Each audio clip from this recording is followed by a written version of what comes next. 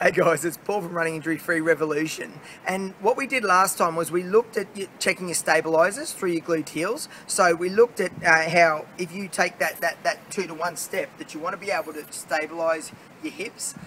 Most people find that glute med especially will not fire, it won't work, and when it doesn't work you get those sexy hips when you're running. So we do not want sexy hips because it's a torsion force. It'll cause overuse injuries. It'll affect your hips, your back, your knees, your ankles, everything. So we want to get those going, and we're going to look at one exercise today to really start making that happen.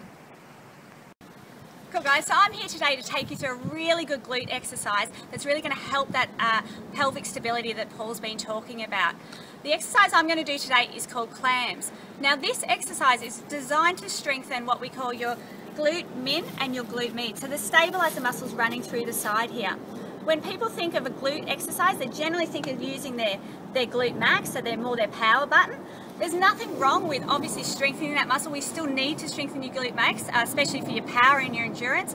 But what we want to show you today is these stability exercises. We want to get them right, and then we'll look at the power after that. So let's get started with your clam exercise. I'm just going to take a lie down and show you how to set up. So when you're setting up for your clam exercise, you're lying on your side. You're making sure that your knees are bent up and your heels are in line with your bottom. Now the other important thing to think about when you do this setup is what your waistline is doing. So I'll just get you to have a look at that now for me. When I think about making sure my waist and my hips are right, I think of having a gentle curve through my waistline here. What that does is puts my hips in excellent alignment. If I let that drop like this, what you can see is I get a curve through my spine, and it really changes the angle of my hips, and I can't work my stomach patterning the way I want to either.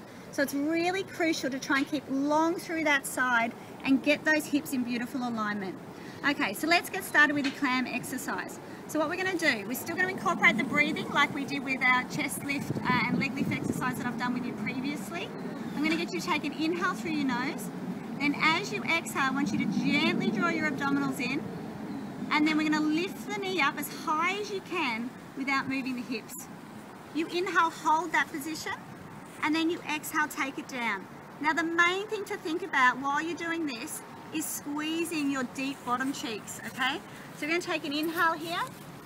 Exhale, you squeeze your bottom cheeks. So you're really squeezing through here as you lift that knee up.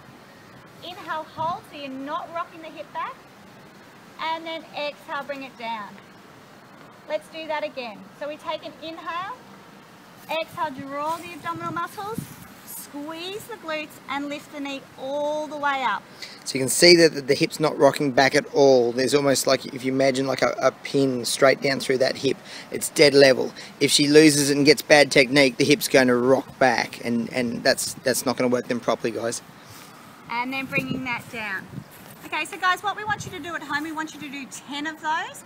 At the end of the 10th one, we're going to add in some pulses. So let's just pretend I've done 10 of those now and my knee is up. With your pulses, what you do is you just slightly bring that knee down a little bit, and then we're going to pulse it up 10 times without rocking our hips back. So I don't want to see you moving those hips back at all, okay? So holding our knee here, we're going to go pulse up 1, pulse up 2, up 3, up 4, up 5, up 6, up 7, up 8, up 9, up 10. Good, and then control it down. Okay guys, so that's a really good way to start strengthening your glute stabilizers.